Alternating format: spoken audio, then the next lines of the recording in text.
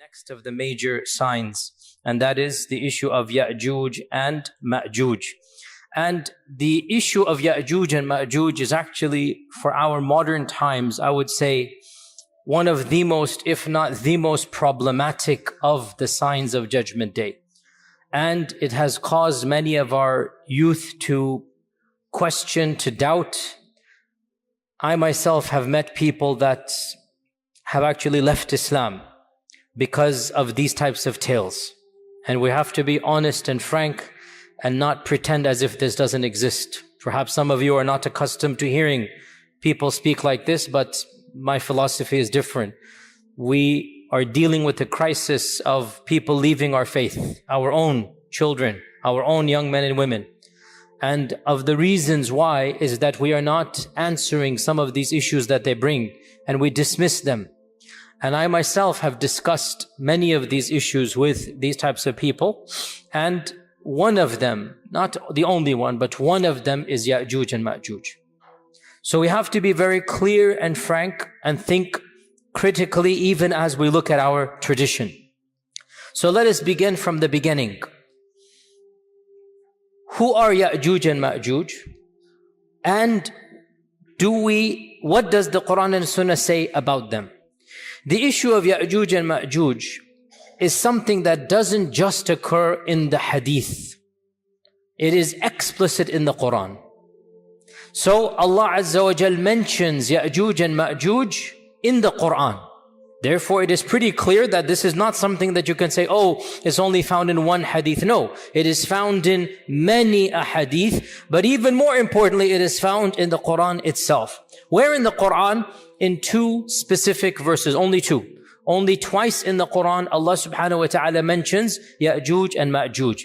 The first of them is Surah Al-Kahf. And at the very end of Surah Al-Kahf, Allah subhanahu wa ta'ala mentions the issue of Dhul Qarnayn, Jazakallah khair. The story of Dhul Qarnayn. And Allah subhanahu wa ta'ala says, وَيَسْأَلُونَكَ عَنْ ذِي الْقَرْنَيْنِ. Now, this is an entire lecture and an entire tafsir altogether. I do not have time to go into Dhul Qarnayn and the tafsir of Surah Kahf, even though it's very juicy, maybe another time. What we do know, Dhul Qarnayn, Allah subhanahu wa ta'ala says, we gave him power in this world and we allowed him a path everywhere. And he went to the easternmost, he went to the westernmost. There are stories mentioned in the Quran about Dhul Qarnayn. He was a just king. He thanked Allah subhanahu wa ta'ala. He found people of all different types and persuasions. And then the final one that is mentioned, the final group of people, حَتَّى إِذَا بَلَغَ بَيْنَ السَّدَّيْنِ. When he came to essentially a valley, there's two mountain slopes coming here. وَجَدَ مِن دُونِهِمَا قَوْمًا. He found a group of people. لَا يَكَادُونَ يَفْقَهُونَ قَوْلًا. They did not understand Dhul Qarnayn. Dhul Qarnayn did not understand them. In other words, this was a civilization that had no middle ground. In the good old days, once upon a time, before Google Translate, how did people translate from one another? There were people, intermediaries, who had traveled to both lands. Inevitably, you would find somebody who spoke Latin and Arabic, who spoke, this language and that language. You would find somebody. Dhul Qarnayn went to such a faraway land that the language of those people and the language of Dhul Qarnayn had no middle ground.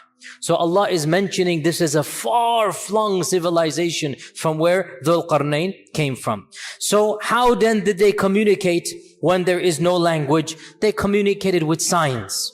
When you're in a tourist in a different land, in a strange land, and you have no language whatsoever, you are forced to communicate with your hands. And mashallah, you can communicate so much with your hands, right? When you really have to, you can figure things out. So they are communicating with their symbols, with their gestures. And so they say that قالوا يا ذا قرنين إن يأجوج ومأجوج مفسدون في الأرض. This is the first mention of Yajuj and Majuj. They say this group of people, Yajuj and Majuj, they are wreaking havoc in this world. So Dhul Qarnayn, you are a mighty king, you are a powerful person, we will give you something. We will give you money, whatever is the symbol for money, and you build a wall. You protect us from those people. O Dhul Qarnayn, you are clearly a man of intellect and power, a mighty king. You have a civilization we do not have. You have strength we do not have. So we want you to do something to protect us. So Dhul Qarnayn has gone to the furthermost regions of the world, and there is a group of people even beyond that region. This is called Yajuj and Majuj. And this civilization is saying, we want protection. We'll pay you to build this barrier between us and them. So Dhul Qarnayn says, I don't need your money. ما مكنني فيه ربي خير فأعينوني بقوة. I don't need your money. I have plenty. What are you going to give me? Rather, I understand these people are evil. So Dhul Qarnayn sympathized with this other nation against Yajuj and Majuj. So Dhul Qarnayn said, okay, you know, these people are really bad, Yajuj and Majuj. I'll help you. What do I need from you? فَأَعِينُونِي بِقُوَّةٍ أَجْعَلْ بَيْنَكُمْ وَبَيْنَهُمْ رَدَمًا. I need your strength. I need manual power. I know what to do. I have the brains for it, but I need the bronze. I need the people. So Allah Azza wa Jal then mentions that they took big bellows of furnace and iron and copper, and they made a special type of barrier, and they put these people, they used these bellows of the furnaces on a massive scale, and they made an iron barrier that Allah Azza wa Jal mentions, فَمَسْطَاعُوا أَنْ يَظْهَرُوهُ وَمَسْتَطَاعُوا لَهُ نَقْبًا. Neither could they climb over the wall, nor could they come underneath it, nor could they bore a hole between it. So it is an effective barrier. قَالَ هَذَا رَحْمَةٌ مِّن رَبِّي. Dhul Qarnayn, when he saw what he had done, he said, this is from Allah. Allah has blessed me. Allah has given me this. It's not from me. It is from Allah subhanahu wa ta'ala. Then either Dhul Qarnayn or Allah is speaking. We don't know which one. فَإِذَا جَاءَ وَعْدُ رَبِّي. Most likely it is Dhul Qarnayn or an angel or somebody is saying this. But this wall is temporary. When the command of Allah comes, then this wall will be of no use. It will be gone. وَتَرَكْنَا بَعْضَهُمْ يَوْمَئِذٍ يَمُوجُ فِي بَعْضٍ. And on that day, these groups will be like waves, just intermixing amongst one another, and the trumpet will be blown. So this is the first mention of Dhul Qarnayn, and it deals with the wall, the first mention of Yajuj and Majuj, and it deals with the wall that was built by Dhul Qarnayn. The next mention of Yajuj and Majuj is Surah Al-Anbiya verses 92 to 97. Surah Al-Anbiya verses 92 to 97, where Allah subhanahu wa ta'ala mentions in the Quran regarding Judgment Day, حَتَّى إِذَا فُتِحَتْ يَأْجُوجُ وَمَأْجُوجُ وَهُمْ مِنْ كُلِّ حَدَبٍ يَنْسِلُونَ. Until finally Yajuj and Majuj will be allowed out. Futihat. They will be allowed out, and they are going to be pouring down from every single, slope, from every mountain. They're going to be coming. وَقْتَرَبَ الْوَعْدُ الْحَقِّ. And judgment will now be asunder, will now be well close. So Yajuj and Majuj are right before Judgment Day. This is pretty clear in the Quran. فَإِذَا جَاءَ وَعْدُ رَبِّي in Surah Al-Kahf. Over here, وَقْتَرَبَ الْوَعْدُ الْحَقُّ. And the inevitable hour is coming. So twice in the Quran, Allah mentions Yajuj and Majuj, both of them linking it directly to Judgment Day, right before Judgment Day. Now, by the way, who is Dhul Qarnayn? Dhul Qarnayn is an enigmatic figure, and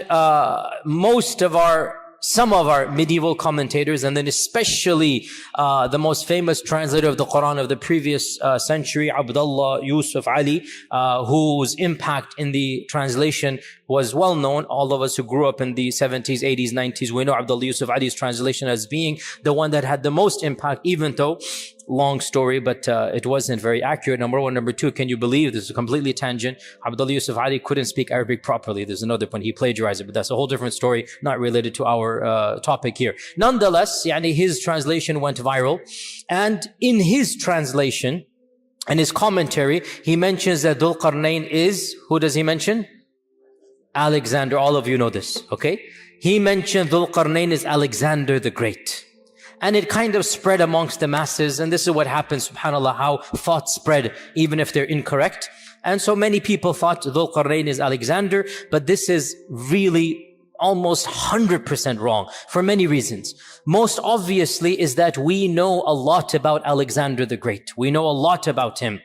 And he was not a believer in Allah, he was a pagan. He worshipped the idols. And Allah praises Dhul Qarnayn as being a worshipper. And Allah praises Dhul Qarnayn as being a righteous person. And Allah never praises paganism. And Allah never praises someone in this manner. And Allah Azza wa Jal mentions Dhul Qarnayn says, قَالَ هَذَا رَحْمَةٌ مِّن رَبِّي. So Alexander, really almost impossible. Some modern commentators have said that it is the Persian King Cyrus, who ruled from around 600 to 530 BC. So we're talking about 2,600 years ago, the Persian King Cyrus. And Cyrus, they say he's a candidate because he ruled over perhaps the largest empire the world has ever seen, or maybe the second or third largest. You know, there have been these massive empires. Alexander the Great probably did rule over the most largest empire, but temporarily. The Muslims, by the way, ruled over the largest for the longest period of time. But that's a different thing. Alexander, for a period of time, had more, but it fizzled out with his death. The benefit or the beauty of Islam is that wherever the Muslims went, Islam remained, and Islam and the Muslim civilization was the largest, but it wasn't unified as solid, if you like, as it was under Alexander. So they say Cyrus. But firstly, there are a number of things that don't match up. And secondly, once again, Cyrus was a clear-cut pagan. There is a third theory that I personally am very sympathetic to. But these are just theories in the end of the day. If you don't like it or you like it, it doesn't matter. It's just my opinion or the opinion of some modern scholars. If Dhul Qarnayn were a historic figure, what do I mean by historic? I mean somebody whom we know. Because it is always possible that Dhul Qarnayn is pre-history. Pre-recorded history, because recorded history begins around 4,000 years ago. Before that, we don't really have records. Before that, it's just unknown. It's a big black box. Perhaps Dhul Qarnayn is of that time frame. Allah knows. As for recorded history, it goes back around 4,000, roughly 4,000 years or a bit more than that. And we know pretty much all of the massive empires and the great kings of that time frame. If Dhul Qarnayn was one of the kings of this era, then we should know about him in terms of recorded history. Humanity would have known of these types of great kings who have conquered large swaths of the earth. So another candidate that I am personally very sympathetic to is the Persian Emperor Darius, the Persian Emperor Darius, who ruled 550 to 486 BC. And Darius ruled over most of the known world at that time, most of what we now call Asia Minor, the Caucasus, the Balkans, Central Asia, even Egypt, North Africa. He had a massive empire, and he himself traveled to the furthest east and the furthest west. And he led expeditions in his entire kingdom. And he fought against the Egyptians, he fought against the Chinese, he fought against, or the people of that region, call them what you will, but he fought against all of these people. And what is interesting about Darius, unlike Cyrus and definitely unlike Alexander, Darius was a monotheist. In contrast to the people before him and after him, we know from the books of history that Darius was an ardent monotheist. He was a strict believer in one God. He was beloved to his people. He had the reputation of being a just king. And we have records of Darius. We have inscriptions to this day of Darius in which he is saying, I am the king, Darius and whatnot, whom God has given power, whom God has bestowed power to. In other words, هَذَا رَحْمَةٌ مِّن رَبِّي. Literally, God has blessed me with this power. It is very rare to find an ancient king who basically, Fir'aun said, أَنَا رَبُّكُمُ الْأَعْلَى. Right? It is very rare to find an ancient king who is saying, look, I am a king, but the one above is the one who made me the king. He's the one who gave this to me. So, and by the way, there's also a very enigmatic inscription of Darius in which he is depicted as having two horns as well. So that kind of, adds a little bit of a spice, to the whole mix there, that Darius seems to be a likely candidate. And he was an ardent believer. Now, some can say, for those of you who know your history, but Darius was a Zoroastrian. And we say, well, there was no Islam per se at this point in time. We're talking 2,000 years ago. And Darius believed in the one supreme God that they called Ahura Mazda. And that was their name for them, but it was one God that they believed in. So Allah knows best. We are not 100% sure in any case. And it is also possible that Dhul Qarnayn could be somebody in recorded history whom we don't know. But that seems a bit difficult to swallow for someone like me. But those of you who wish to, they can do that. But you have two main options in my opinion. Either it's one of these historic figures or it's pre-recorded history. But then the issue comes again to make the issue more enigmatic. Generally speaking, Quranic history is recorded history. Yani only Nuh and some are history. Otherwise, Ibrahim, Ismail, Ishaq, the rest of them, they're basically in the time frame that most civilization is known. So Allah Ta'ala knows best. In any case, Dhul Qarnayn is called Dhul Qarnayn according to our tradition, either because he had 2 streaks of white hair, or because he wore a helmet with 2 horns, and Darius is depicted as 2 horns, or because he went to the east and the west. So the Qarn here is east and west. So the owner of the east and the west. So this is the notion of Dhul Qarnayn. Now we're going to get to Yajuj and Majuj. Before I talk about my own understandings and whatnot, let's see what else is mentioned. So this is Yajuj and Majuj in the Quran. We don't have much about them other than they seem to be a race of savages. They seem to be a race that is barbaric, killing, looting, plundering. And Dhul Qarnayn, who has never met them, is sympathetic that these people are bad. He just wants to build a wall to protect these strangers from Dhul Qarnayn. So what does the ahadith say? The ahadith are numerous. In fact, in the 6 books of hadith, there are around a dozen narrations of Yajuj and Majuj. So it's not a small amount. There are around a dozen, Bukhari and Muslim have around 6 or 7. So it is mentioned in the most authentic books, Yajuj and Majuj. The concept of Yajuj and Majuj is found in our tradition. And of these ahadith, is the hadith in Sahih Muslim where our Prophet ﷺ said 10 are the major signs of Judgment Day, and he mentions Ad-Dukhan, Ad-Dajjal, Ad-Dabba, the rising of the sun in the west, the descent of Isa ibn Maryam, and Yajuj and Majuj. So number 6 on this list mentions Yajuj and Majuj. This hadith is in Sahih Muslim. So he mentions Yajuj and Majuj as being one of the 10 major signs. In another hadith, Sahih Bukhari, this is the Bukhari hadith, the Prophet ﷺ, actually the Muttafaq alayhi, Bukhari and Muslim, the Prophet ﷺ said that he quoted the verse in the Quran that يَا أَيُّهَا النَّاسُ اتَّقُوا رَبَّكُمْ إِنَّ زَلْزَلَةَ السَّاعَةِ شَيْءٌ عَظِيمٌ يَوْمَ تَرَوْنَهَا تَذْهَلُ كُلُّ مُرْضِعَةٍ عَمَّا أَرْضَعَتْ وَتَضَعُ كُلُّ ذَاتِ حَمْلٍ حَمْلَهَا وَتَرَى النَّاسَ سُكَارَى وَمَا هُمْ بِالسُّكَارَى وَلَكِنَّ عَذَابَ اللَّهِ شَدِيدٌ. This is the beginning of Surah Hajj, and Allah subhanahu wa ta'ala mentions in it that this is Judgment Day, that, O mankind, fear your Lord. For indeed the earthquake of Judgment Day is something to be terrified. On that day you will see people, the mother will neglect her breastfeeding child, and people will walk around as if they are drunk, but they are not drunk, but the punishment of Allah is severe. And the Prophet ﷺ quoted this ayah, and then he said that when will this happen? When will people be so terrified? When Allah will announce to the angels or to Adam that, O Adam, take the people of Jahannam to Jahannam. And so from every 1,000, 999 will go to Jahannam. The Sahaba said, Ya Rasulullah, with those odds, how can we be safe? If every 1,999 are going to go to Jahannam, how can we be safe? What is the statistical chance of us winning? And so the Prophet ﷺ said, I give you good news. For every one of you, there will be 1,000 of Yajuj and Majuj. So this hadith, which is in Bukhari, is saying the quantity of Yajuj and Majuj is astronomical, beyond what we can even comprehend. Hadith in Sahih in Musnad Imam Ahmad, that the Prophet ﷺ said that you complain that there is no enemy. Some of the younger Sahaba are wanting to have a fight. You're complaining we're not fighting, but you shall continue fighting.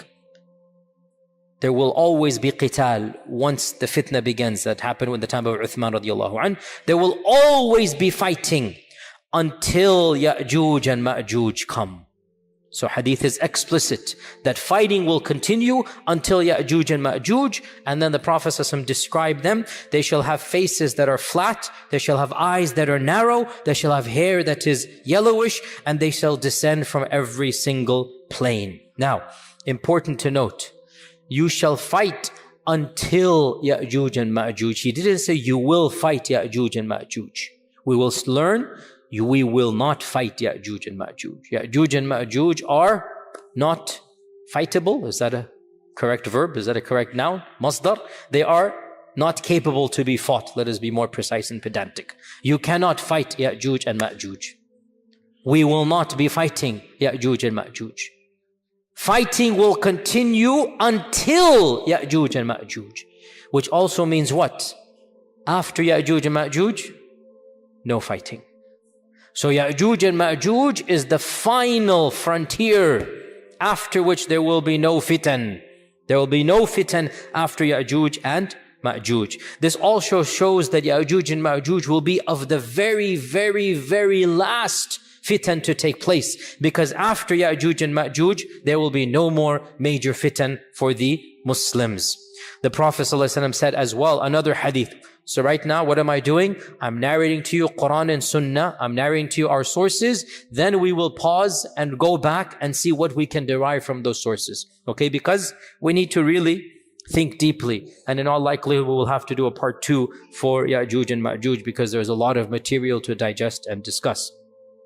Our Prophet ﷺ said, hadith is in Sahih Bukhari, وَالَّذِي نَفْسِي بِيَدِهِ, I swear by him in whose hands is my soul, you shall continue to perform Hajj and Umrah, and you will continue to cultivate and plant trees even after Yajuj and Majuj. This hadith is in Sahih Bukhari. So in Sahih Bukhari, we learn another interesting fact. Yajuj and Majuj is not the end of the ummah. What is the purpose of this hadith? O ummah, you will not be destroyed. O Muslims, you are going to be here, don't worry. No external enemy will eliminate you. This is a prediction, and it has been true throughout all of history, and it will continue to be true. Our Prophet ﷺ made 3 du'as to Allah, and he said, Allah gave me 2 of them, and he denied me 1. Remember this? We went over it a few weeks ago. The second one was, O Allah, do not allow my ummah to be destroyed by an external enemy. And Allah said, I've given it to you. Never will an external enemy decimate and eliminate the ummah, even if they eliminate parts of the ummah. The whole ummah will never be gotten rid of by an external enemy. So the Prophet ﷺ is giving good tidings. You're worried about the Quraysh, you're worried about this and that. Don't worry.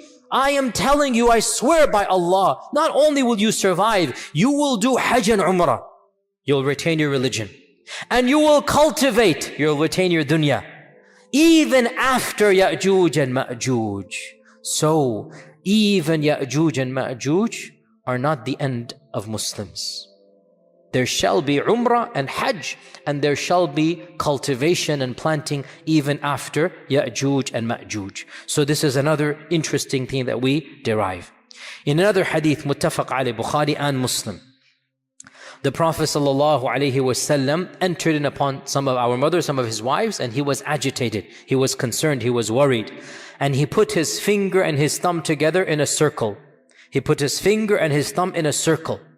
And he said that, La ilaha illallah, waylul lil Arab min sharrin qad iqtarab.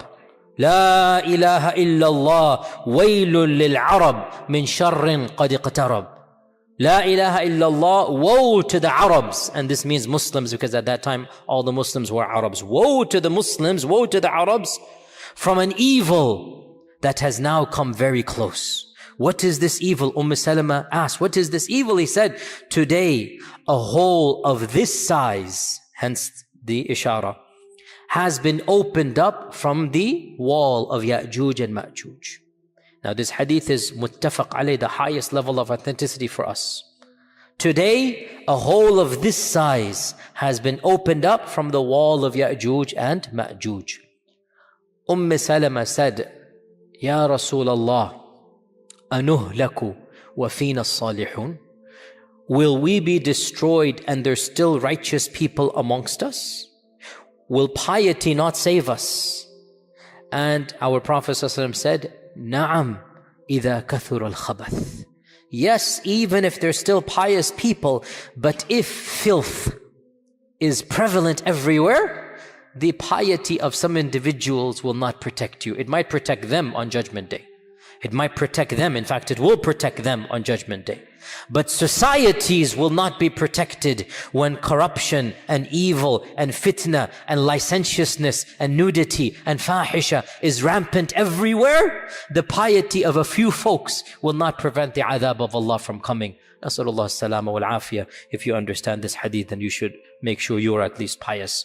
So this hadith tells us that Yajuj and Majuj's wall has a hole this size in the lifetime of the Prophet sallallahu alaihi wasallam. Hadith in Tirmidhi, in which Abu Hurairah narrates that every single day Yajuj and Majuj try to dig out. And every day they are met with an angel. And the angel tells them, enough for today, go back. And so they go back until finally, on the final day, the angel mentions the famous phrase, Insha'Allah, come back. And the next day when they come back, so the narration is very long, it basically means every day they come back and they find all of the work that they have done goes back to nothing. They have to start from the beginning again.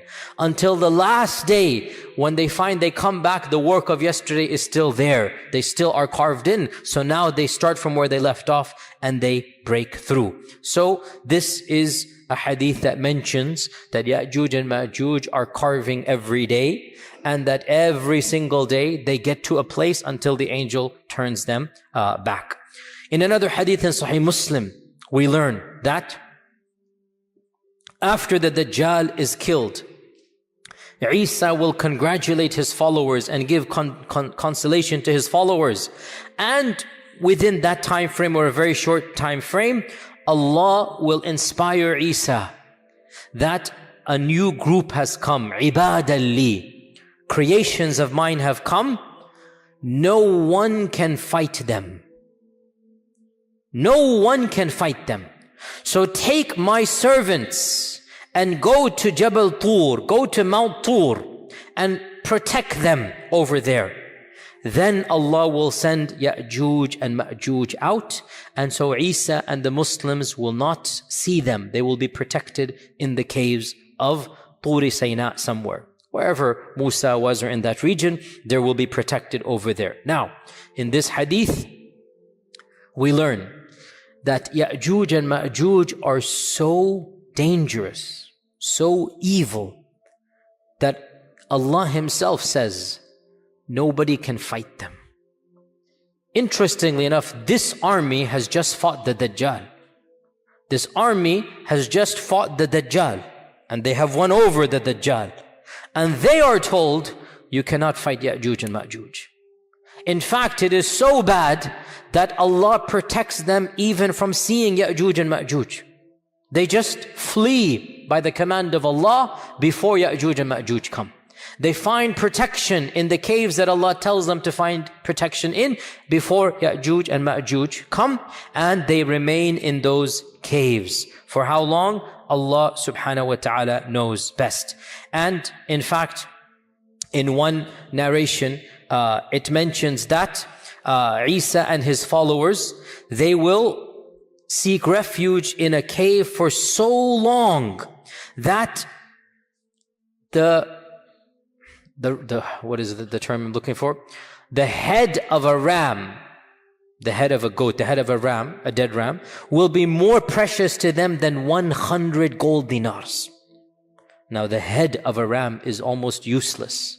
It has no meat. It has nothing you can benefit from. You throw it to the side. But they will be in the cave for so long that that head will be more precious to them than 100 gold coins. A fortune. They have nothing to eat and drink until finally, when they notice whatever they notice, we don't know, the hadith doesn't mention, maybe there's quiet, maybe there's something, they will say, who can go and volunteer and see what is going on outside the cave? So a man will volunteer, he will be considered the best of them, and he will resign himself to die the death of a shaheed. He's given up that he's going to die the death of a shaheed. And he will come out only to see that the world is full of corpses of Yajuj and Majuj. The world is full of corpses of Yajuj and Majuj.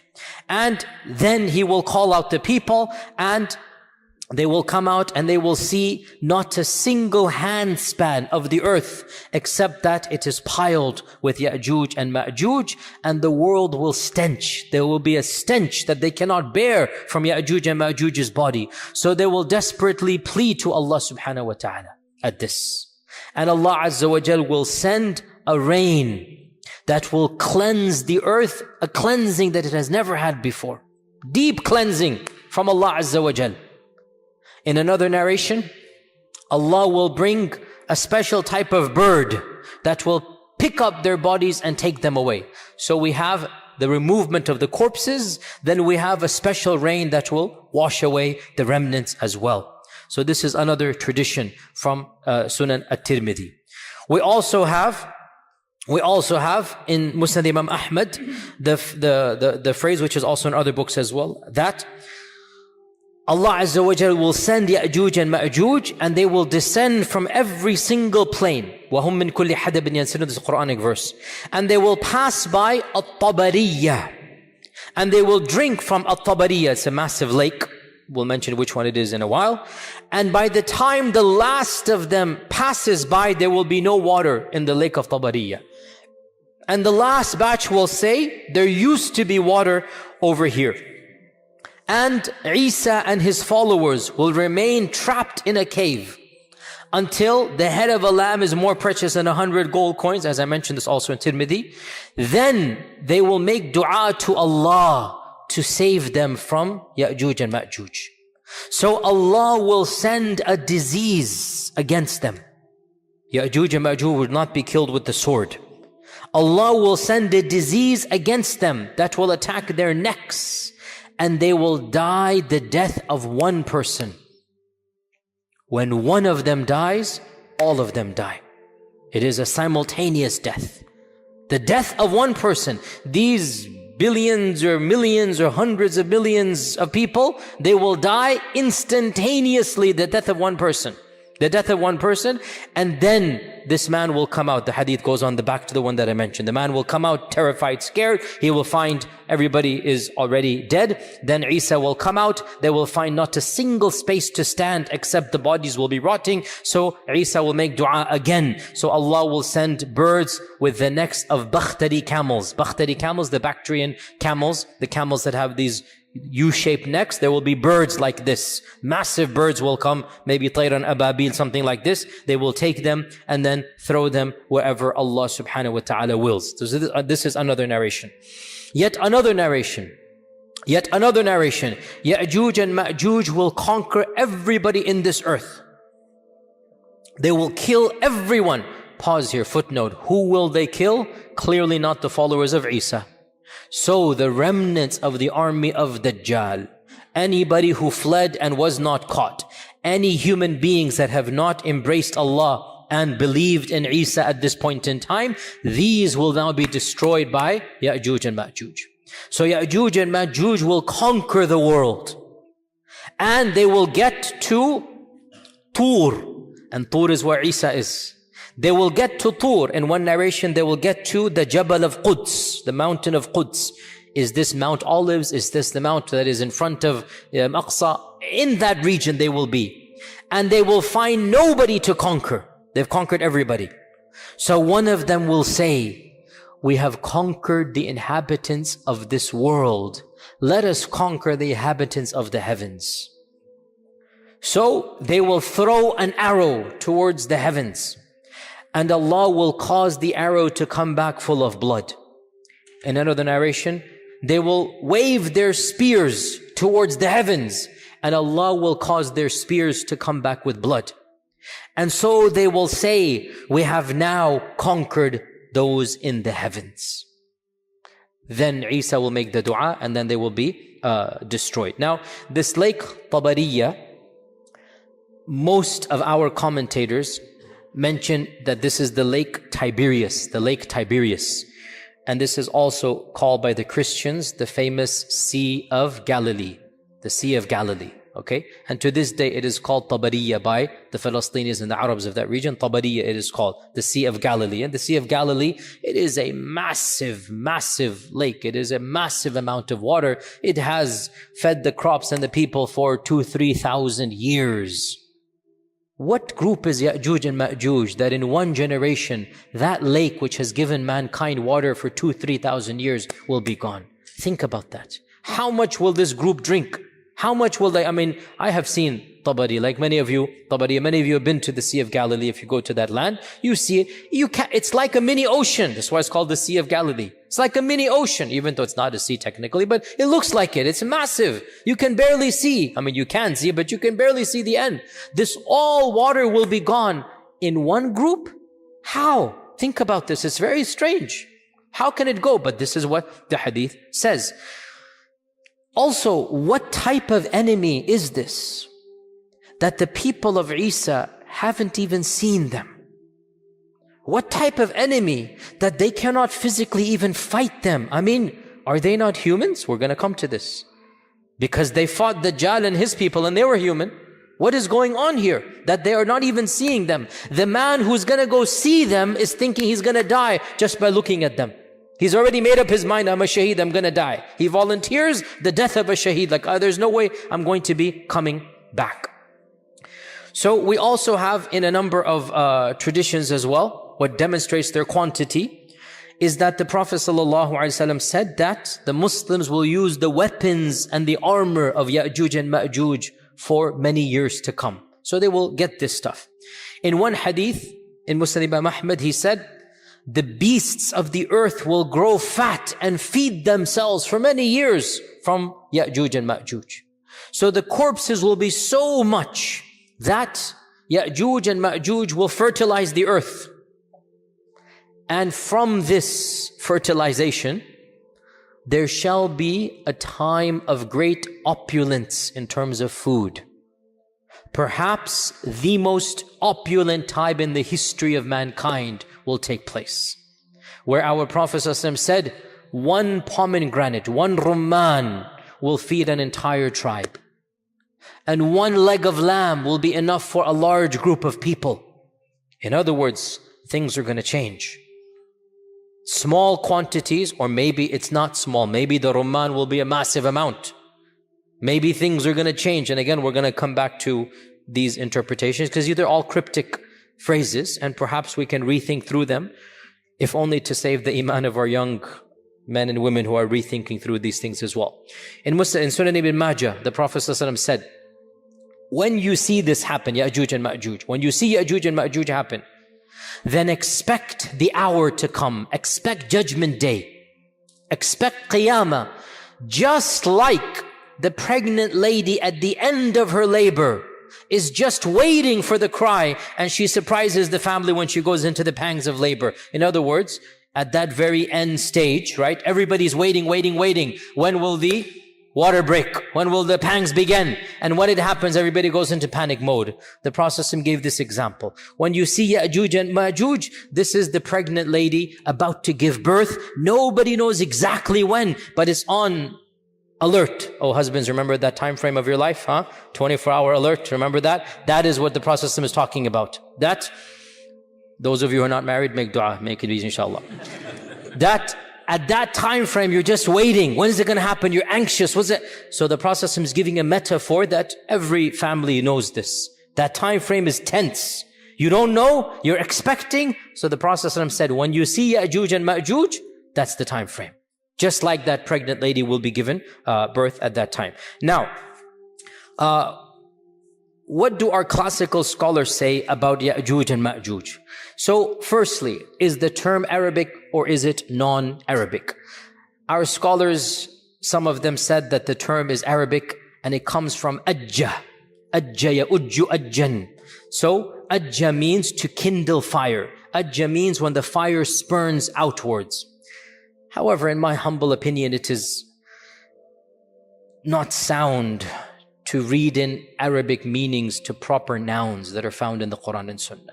because Arabic is a language that has come, in the time of our Prophet, it reached its pinnacle, but it wasn't around 10,000 years ago. It was another language back then. If you know the study of linguistics, if you know languages evolve. Languages are things that are fluid. Language never stays the same. It is something that comes and goes, and all languages are interconnected in the great family of languages, and you have these, language bundles, if you like, the Afro-Asiatic language, the Semitic and Hebrew languages, the Romance languages. You have these language bundles that are all interconnected, and interesting enough, footnote here, they all go back to one language. There is the mother of all languages. And why are we talking about languages? Let's get back to Yajuj and Majuj. So they say that Yajuj and Majuj goes to Arabic, and I say, I'm not buying it. It's a classical noun. It has very little to do with Arabic. As well, the term Yajuj and Majuj is found in pre-Islamic literature, Gog and Magog. It is found, it is pre-Islamic, Gog and Magog.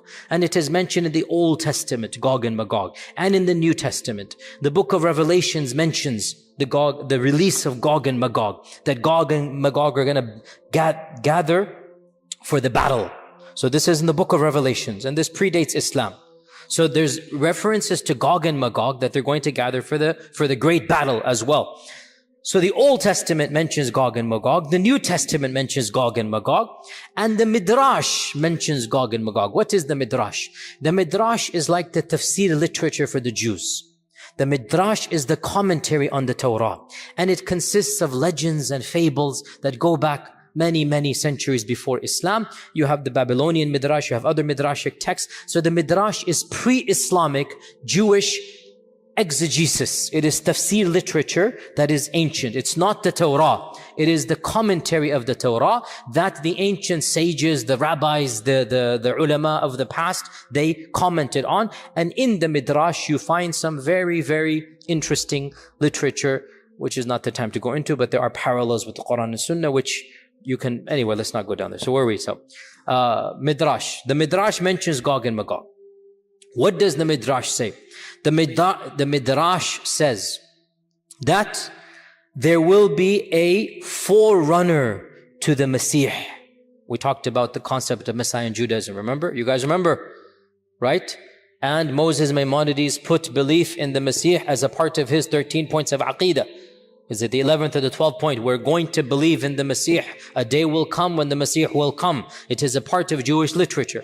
What I didn't tell you in that class 2 weeks ago, because it's not related, but now I should have mentioned it in hindsight, they actually, or some segments of Judaism, believe in two types of Messiah, the minor Messiah and the major Messiah. Now that we're talking about Gog and Magog, I have to bring this up. So they say that there will be a forerunner to the real Messiah. And this forerunner will defeat Israel's enemies. When they say Israel, they don't mean the country, they mean Bani Israel. Remember this, right? When the Midrash says Israel, they mean mu'mins, Muslims, i.e. Jews from their perspective. You understand? They don't mean the country. So they say that this Jewish messianic precursor, the minor Messiah, will defeat Israel's enemies, Gog and Magog, and then the real Messiah will come, and then judgment will take place, and then the righteous will be rewarded, meaning with Jannah, if that's their reward. Now, this is interesting because this is Midrashic literature, and it mentions two figures. And it mentions Gog and Magog, and it mentions Judgment Day, all in the same paragraph. Allahu A'lam, we have the Mahdi, we have the Messiah, we have Gog and Magog, we have Yawm al-Qiyamah, all in the same paragraph as well. We find those things. Now, I did mention briefly there are two ways to interpret these things. If you're a secular, agnostic, atheist, if you're a person who believes in history and not God, then you will say, look, Muslims, Jews, they are taking from one another, right? And that's the standard interpretation of modern day academics. The Great Flood is a myth that transcends all civilizations according to modern historians. As I had mentioned, I think earlier, the Great Flood is a myth. I'm saying as a secular historian, it is a myth that transcends all civilizations. Every civilization believes in a Great Flood. You can analyze this and say, okay, this means it's a common folklore literature. The Old Testament has it, the Quran has it, native Indians has it, the Aborigines have it. So there is a myth of a Great Flood. Or you can flip it around 180 degrees And you can say, the reason why all of these civilizations have the myth of the Great Flood is because it's not a myth, it's a fact. You can flip it around, and that's what we would do. So the fact that the Midrash mentions the pre-Messiah, Gog and Magog, the Messiah, Qiyamah, and Islam mentions it, could be the source is the same. Maybe that's why there's so much parallel between the two. So Gog and Magog is mentioned, we said, in the Quran and Sunnah. It is mentioned in the Old and New Testament. It is mentioned in Midrashic literature. How have our historians understood Gog and Magog, Yajuj and Majuj? Ibn Kathir mentions, let's try to finish this up today because I don't want to go too late. Ibn Kathir mentions that Yajuj and Majuj are from the children of Adam. They are Bani Adam. They are not an alien species. They are flesh and blood like us. And some of our early historians, and this is not Quran and Sunnah, this is just folklore and history, they say Yajuj and Majuj goes back to Yafith ibn Nuh. Yafith ibn Nuh. Now, this motif is biblical and it is found in the Tabi'un. It's not in the Quran and Sunnah. It is biblical and we find it in our early history. And that is that Noah had 3 sons. Sam and Ham and Yafith. This is a common motif that is found in the Old Testament. It is something that the Semitic races believe in, and it is found not in the Quran, not in the Sunnah, but in where? Early Islamic historical traditions. Which is why we don't necessarily have to believe in it. If it was the words of Allah and His Messenger, سَمِعْنَا وَأَطَعْنَا. If it's the word of a tabi'i, or even a sahabi, because this is history and it's not ilm al-ghayb, we don't have to accept it.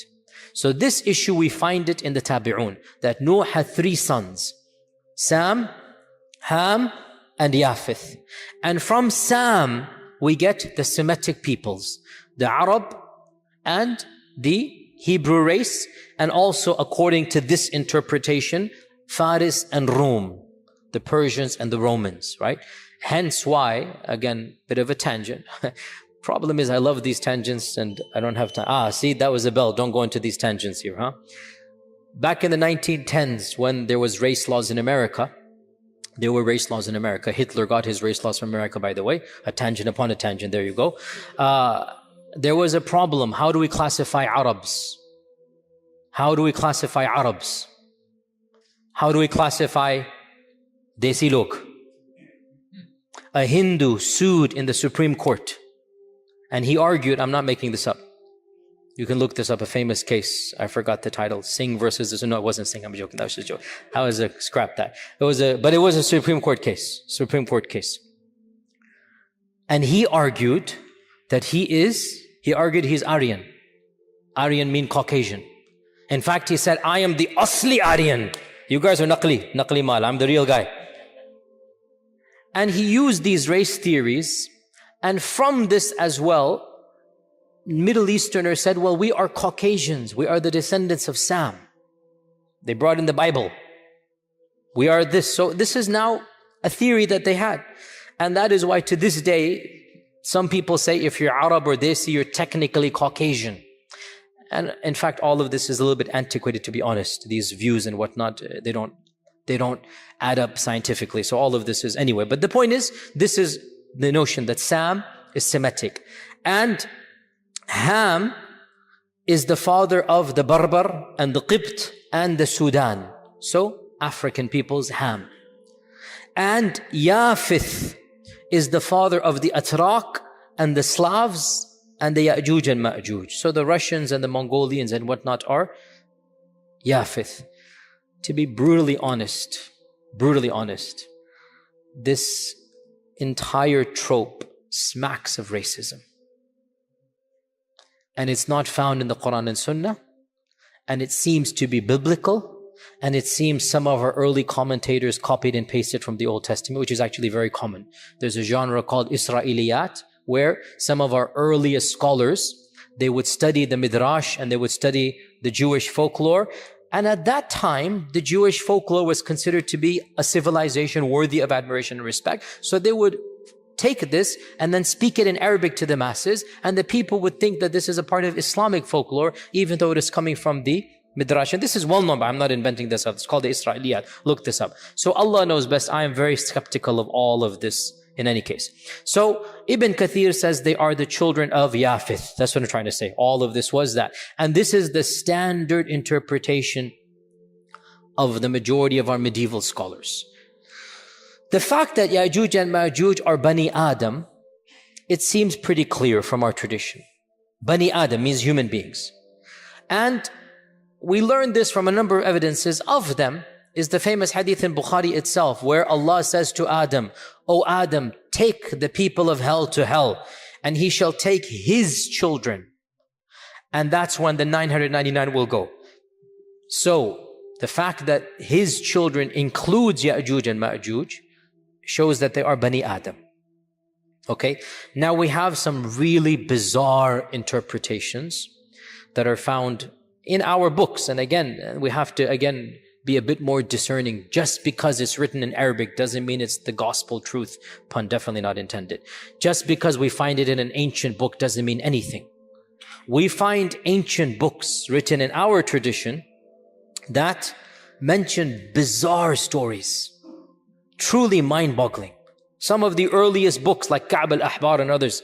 And there is a tradition found that once Adam had a wet dream and his fluid fell on the earth, and that earth sprouted forth and it became Ya'juj and Ma'juj. So we find this in our folklore, and we find it in respectable medieval books. And that's why, dear Muslims, we do need to be critical of our own tradition. We do need to be. Our ancient scholars were not infallible. We respect them. Wallahi, we do. But they were people of their time and place. And we need to look at it in our time and place and be cognizant of their humanness as we are cognizant of our humanity as well. So this is also found that Ya'juj and Ma'juj are Bani Adam but not Bani Hawa. Go figure. In any case, getting back to Ya'juj and Ma'juj, time is so limited, I have so much to say. Let's see if we can summarize this.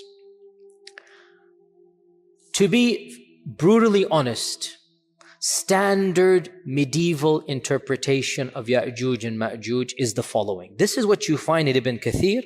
You find it in the tafsir literature of As-Samarqandi and of Al-Tha'labi. And basically, this is the mainstream interpretation for our classical and middle ages of Islam. Ever since the beginning of writing tafsir, let's say 300-400 Hijrah, up until pre-modernity, up until going to CE 1800s or whatnot. If you look at any book of tafsir, any book of history, the notion was the following. Ya'juj and Ma'juj are a bizarre, exotic tribe in the nether regions of the world that have been trapped by Dhul Qarnayn thousands of years ago, and they're still trapped to this day. And quite a few medieval historians have reported that I know of a friend of mine who traveled to the end of the world and he saw with his own eyes the wall of Ya'juj and Ma'juj. We find this in respectable Islamic books. The notion that Ya'juj and Ma'juj are a living tribe blocked to this day behind the wall that was built 4,000, 5,000 years ago. That wall miraculously is still there. People can see on the one side, and on the other side you have these savages that Allah knows how they're eating, drinking, replicating, whatnot, and they're still there for eons and eons and eons. This is the standard interpretation of our scholars of the tradition, not of the Quran and Sunnah. You understand what I'm going to get at, okay? We don't blame them. In their time frame, the world was unexplored. In their time frame, nobody traveled the world. The reason why Marco Polo became famous and Ibn Battuta became famous was because they traveled half the world. That's it. And they became world famous because they did what nobody had done. They simply went from one side of the known civilized world to the other side, and they came back. Marco Polo to Naples, to Italy, or to Sicily, wherever he was, Naples or Italy, where was he? And Ibn Battuta to Tunisia, where he was from. So people didn't travel. And folklores and legends were very common, and it was easy to believe these types of things. That there is this nether region of, and you know, if you read, by the way, even Ibn Battuta, by the way, Yani you find bizarre fables. You find belief in mermaids and you find weird creatures and whatnot. This is what he believed. He really believed that there are races and aliens, or not aliens, but you get my point. This is the notion of his time. Marco Polo as well, he believes these types of things. So it's not surprising that our medieval scholars believe this type of stuff. Now, obviously, dare I say, anybody who knows science and geography and modern civilization, you cannot believe that there is a tribe for 4,000 years trapped behind a wall. I mean, if you believe this, that's your position. I cannot believe it. I find this very difficult to believe. So this has led people to do multiple things. We have 20 minutes left. I have to wrap it all up now, subhanAllah. The first interpretation, which is the standard interpretation of medieval Islam, is that, okay, maybe there are places in the world that are undiscovered. Maybe there is a race of people locked up behind the Caucasus Mountains or in Mongolia or whatever, and they're still over there. And Greenland, Greenland, interesting. How would Dhul Qarnayn get to Greenland? Because he's traveling. فَأَتْبَعَ سَبَبًا. He didn't go on a ship, he walked on a road. So that kind of, it's not the Bermuda Triangle, no. But many Muslims still believe this. I have nothing to say to this. If you believe it, I have nothing to say. I don't believe it, is all I'm trying to say. I'm not trying to dismiss any person's belief, and this is the belief of medieval scholars. If you still believe that there's a big wall that is lasting for thousands of years, and by the way, no human structure is that fortified for 4,000 or 5,000 years that nothing happens to it. Even the Great Wall of China needs to be built up or whatnot. I mean, it doesn't work that way. But anyway, if you believe, and anyway, so this is, what can I say? If you believe it, you believe it. I am somebody who, what can I say? My mind doesn't believe this. Others have said, we need to reinterpret Yajuj and Majuj metaphorically. And this goes back to another thing that I kept on stalling when we talked about the Dajjal, because I wanted to talk about it with Yajuj and Majuj. And that is this newfangled interpretation. And it is newfangled. You do not find it in pre-modernity. This is a very modern interpretation. It only begins in the 60s and whatnot. And it has now become common, very common. So much so that many famous people, many mainstream people are explicitly or implicitly saying it in this land and in some islands in the Bermudas as well. There's a famous person who is well known for this type of theory. No names mentioned. That's not my philosophy to mention names typically. Where they say Dajjal and Yajuj and Majuj are symbolic. Symbolic. It's not an entity. Dajjal is, he will say, globalization. And Yajuj and Majuj, they might say Russia and America, the superpowers. And honestly, I mean, okay, jokes aside, I admire the fact they're trying to salvage the tradition, because they understand that mainstream interpretation doesn't make sense. So they're trying to salvage the tradition. And they say, you know what? Dajjal is a demonic force. Dajjal is a global empire. Dajjal is the new world order. Then you get into the triangle and the eye and this and that, and the whole rabbit's hole begins. You can now, once you go down the rabbit's hole, make dua, there's nothing to be done once a person goes down that hole. What can I say? If a person believes this as well, the problem comes. The same traditions that you get the concept of Dajjal from, those same traditions tell you a lot about the Dajjal. So you can't pick and choose and reinterpret everything. Either you reject Dajjal in totality, which some progressives and modernists have done. Dajjal is not mentioned in the Quran. They reject all hadith. So they say, khalas, let's be done with. And they reject Yajuj and Majuj hadith. So they say, well, the Quran just mentions 2 tribes, so they're going to come, some races will come and have a big war. Fair enough. If your principle is you're going to reject hadith, that's not ours. If your principle is no hadith, then you can derive an entire interpretation that is independent of mainstream Sunni Islam and be gone with it. But the deal of these folks is they claim to be Sunnis, and they are popular in Sunni circles, and they are trying to metaphorically reinterpret these traditions. And we say that I don't think in this case you can have your cake and eat it as well. It's nice too. I love to have my cake and eat it as well. But in this particular case, I don't think it is methodologically sound. Because the same traditions that tell you about Dajjal, tell you about Yajuj and Majuj, they have all of these details we mentioned. And it's pretty vivid, the impression given, right? Dajjal will be killed by Isa, one-on-one. The blood of the spear will be shown. It's clear. Yajuj and Majuj, the corpses will be piled up. I mean, those same traditions mention what we have just mentioned. So I'm not too sympathetic to this reinterpretation as well. Is that clear? I personally don't buy it. A third interpretation, and this became common. The first person I know who said this was back in the 50s. Maybe reformed, but at first I know, back in the 50s. He said that Yajuj and Majuj are the Chinese race. And the great wall that was built by Dhul Qarnayn is the wall of China.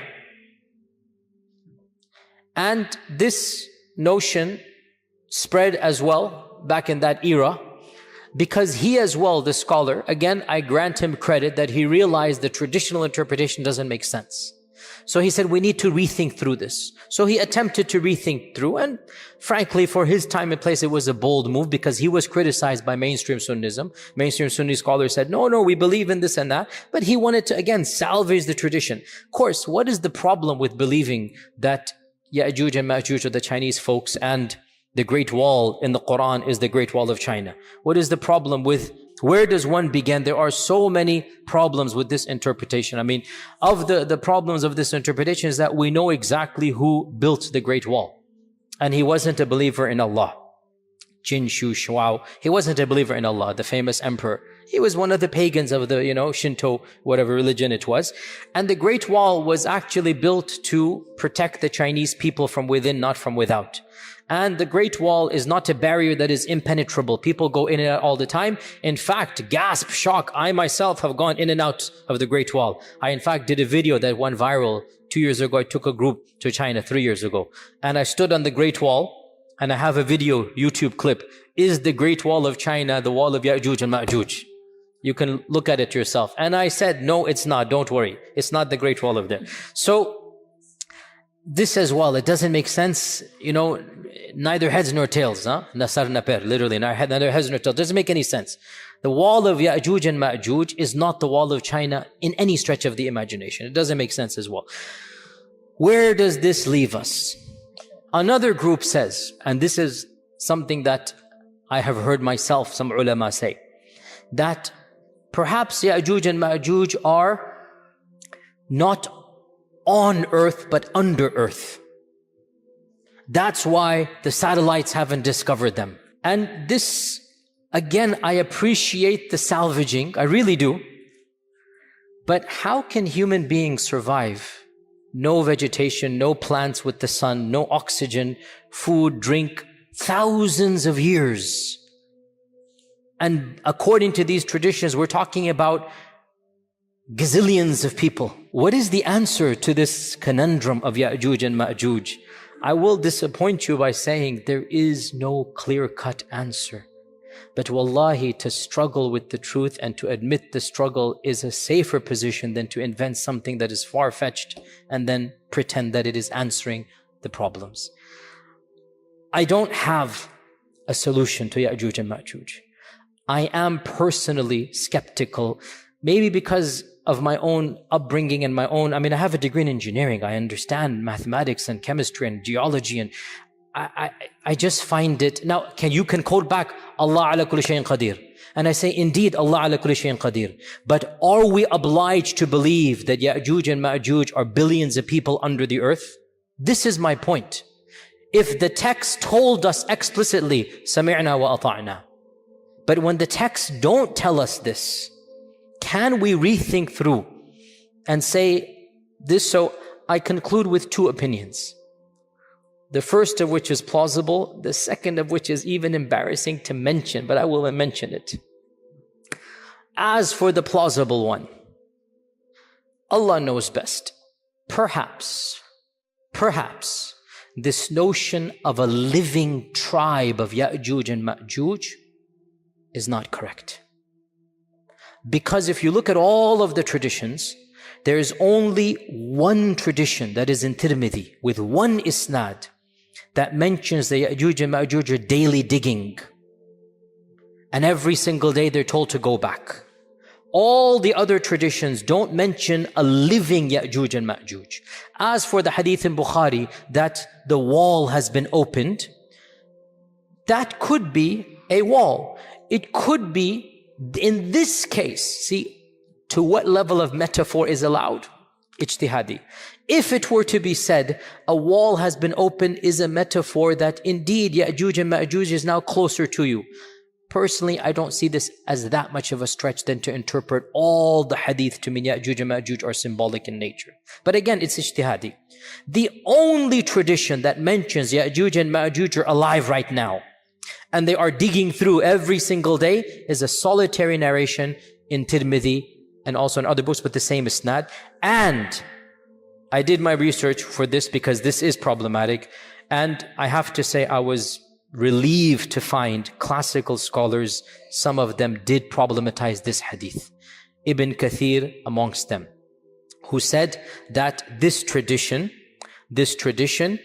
seems to be, it's an illah or a hidden defect, that it is not from the Prophet ﷺ. It might be coming from the Israeliyat, because Abu Huraira also studied with Ka'b al-Ahbar. Ka'b al-Ahbar was the son of a rabbi, and he would narrate Israeliyat, and Abu Huraira would listen to him and narrate. And one of the students of Abu Huraira assumed it to be from the Prophet ﷺ. This is Ibn Kathir saying this, not me. So he said, perhaps this is from the Israeliyat. And this is what I firmly believe, simply because it is highly problematic to posit that there are billions of people somewhere in today's world clawing away. So the first interpretation, which is posited by a group of people, let's just leave it like that. A very wise person once said, let's just leave it like that. The first interpretation is that Yajuj and Majuj are a group of people that will come towards the end of times. And they will wreak havoc and do this and that. So we get ourselves out of the problem of them being alive right now. And as for the wall of Dhul Qarnayn, there was maybe their biological ancestors, maybe some other tribe that had those characteristics, and they were trapped by Dhul Qarnayn. That did happen. But we don't have to affirm that they are still trapped 5,000 years later. Rather, maybe their descendants, maybe people similar to them, so they are called Yajuj and Majuj, are them. This is the first interpretation. And I am very sympathetic to it, and it solves many of our problems. There is another interpretation which I hesitate to even verbalize. And I will tell you honestly, this is not mine. I will honestly tell you, this is something that I am involved in many discussions of this nature with many people and whatnot. And one of my scholarly friends in a private conversation, so he will not allow me to mention his name. But I am telling you something that don't believe it's coming from me. Okay? You guys ready? Ready? Okay. Don't ascribe this to me, please. Who is it not from? Good. No, from my friend it is from him. Not from Don't do a double negative on me. So we were talking with a group of ulama, a group of students of knowledge, whatnot, call them whatever you will, and we're talking about this problematizing. It is a problem. Wallahi, it's a problem for any rational mind. What are you going to do with Yajuj and Majuj? It's not an easy thing to come around. And even he was hesitant, but he brought it up. He said, let's look at these traditions again. We see that first and foremost, Yajuj and Majuj seem to be human but not human. You see where this is heading. And they seem to be a race of people that cannot be fought. And they seem to be doing things that are bizarre, drinking up all of this water. That's not, humans can't do that. Mentally, they don't seem to be 100% there when they think they can kill the people of the heavens. This isn't normal. This isn't rational. The regular human beings alive, the followers of Isa, are so terrified of this group that they don't even want to see them. They're fleeing away from them. They will not fight them. The hadith mentions they will not be able to be fought. لا يدان أحد من قتالهم. And he mentions, if you look at the popular imagination of our times, you find a genre of literature and horror movies. You see where this is heading. And he mentions the word. And my jaw just dropped and I laughed. I said, are you serious? He goes, hear me out. Don't call them that word. For those who don't know the word, maybe the youngers can tell them later on. Don't call them that word, but the concept. What if we're talking about chemical warfare? We're talking about Dajjal. We're talking about the bird falling down. Things are happening, weapons being unleashed, weapons beyond our understanding. What if the concept is there that these groups of people are human but not quite human? And they're doing all of these things, and everything just started clicking in my head. Check, check, check, check. I'm like, this is so ridiculous. You will never find me saying this in a lecture. And here I am in a lecture saying it. But in any case, Allahu A'lam, frankly, it makes more sense than believing that 1 billion people are somewhere in Timbuktu or Zimbabwe or some faraway land. It makes more sense to me. Because Allahu A'lam at the end of time, also, yes, the key point. They shall die the death of one man. How will they get gotten rid of? Allah will send a disease, some type of antivirus, some type of vaccine. I'm just saying what my friend said. Because the hadith mentions this explicitly, does it not? Allah will send something that will get them in the neck, and they will die the death of one person. So when my friend kept on going over all of these points, my laughter turned to a serious contemplation. And I said, but how do we tell the public this? Then I said, I'll just project it onto my friend, which it is true, it is coming from him. And I'll take myself out the picture so that as you laugh at my friend, but the laughter will slowly turn to contemplation. And deep down inside, you'll realize this makes a lot more sense than anything else out there. So we conclude by stating that Yajuj and Majuj are a reality. We believe in them because the Quran mentions it. And that these enigmatic descriptions should not cause us doubt, because strange things will happen towards the end of times. Don't base the validity of Islam on trying to understand Yajuj and Majuj. That's ridiculous. We base the validity of Islam on the Quran, on the beauty of Islam, on Tawheed, on La ilaha illallah, on the fact that it answers all the big questions of life. Islam comes with some things that may be beyond our comprehension, such as Yajuj and Majuj.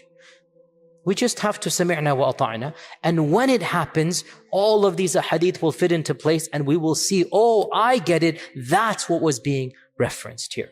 So in the end, Allah Azza wa Jal knows best.